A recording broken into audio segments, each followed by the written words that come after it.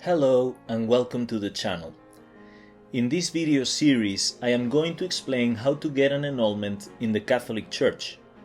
Many people want to get married in the Catholic Church, but they cannot do it because there is a previous marriage in the way. The Catholic Church does not recognize civil divorce. Once the marriage has been celebrated, in the eyes of the Church, the spouses are still married, even if they obtained a civil divorce. Therefore, they cannot marry other people in the Catholic Church. In situations like this, there are two options. The first one is to have the previous marriage dissolved. In the dissolution, as the name suggests, the Church dissolves a marital bond. That is, the marriage ceases to exist at the moment of the dissolution. The other option is to get an annulment, or more precisely, a declaration of nullity of the first marriage. This second option is the most common and well known.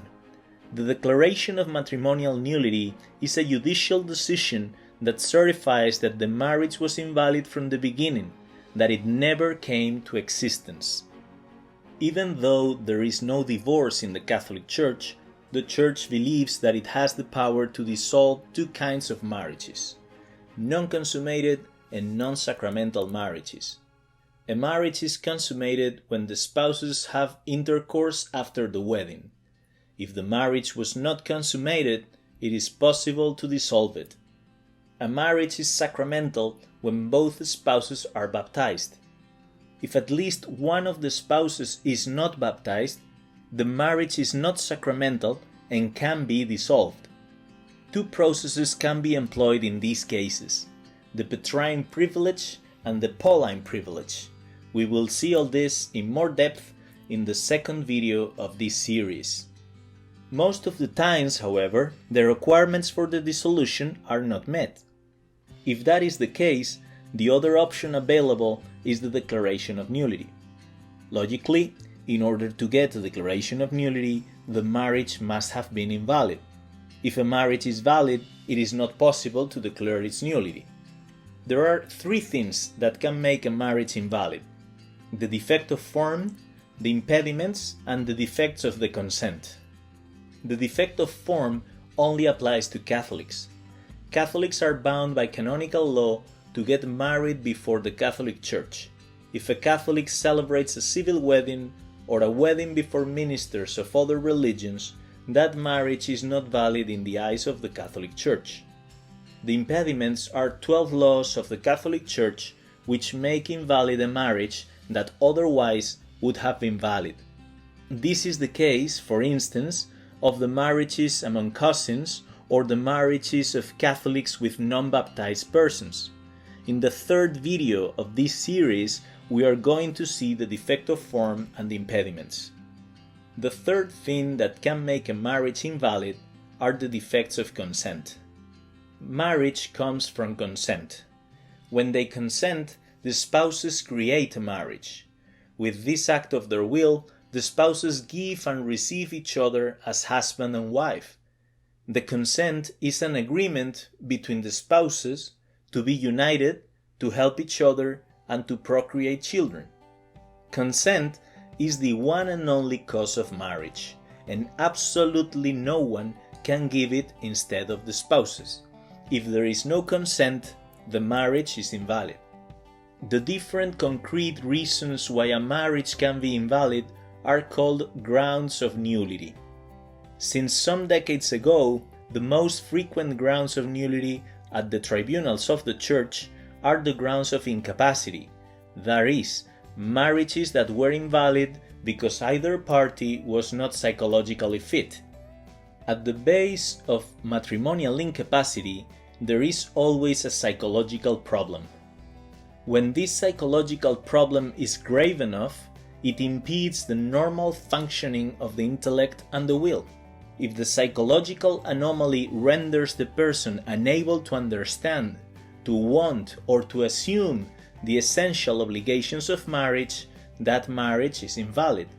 In the fourth video of this series, I am going to explain the incapacity in more detail. Consent makes marriage. If the consent lacks something essential, there is actually no consent and the marriage is invalid. This kind of nullity is called exclusion because the parties exclude this essential element from their consent. The most common exclusions are the exclusion of marriage itself, the exclusion of children, the exclusion of fidelity, and the exclusion of indissolubility. We will study all this in more depth in the fifth video of this series.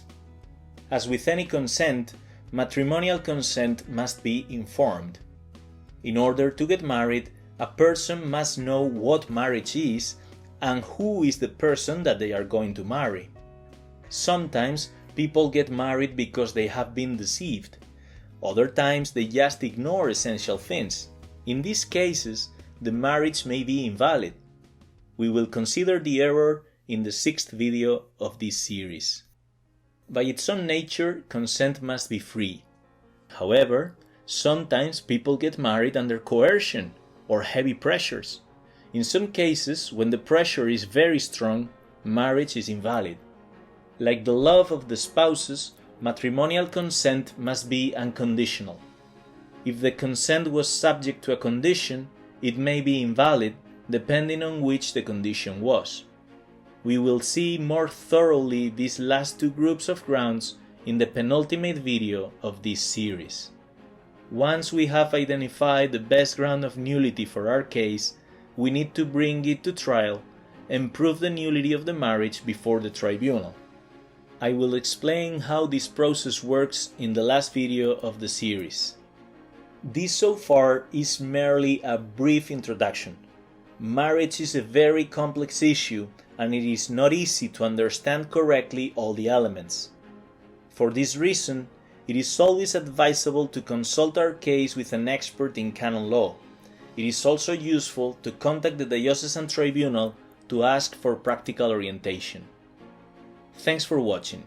If you like this video, please share it with those who may find it useful. If you have questions, write them below in the comment section and I will be happy to help.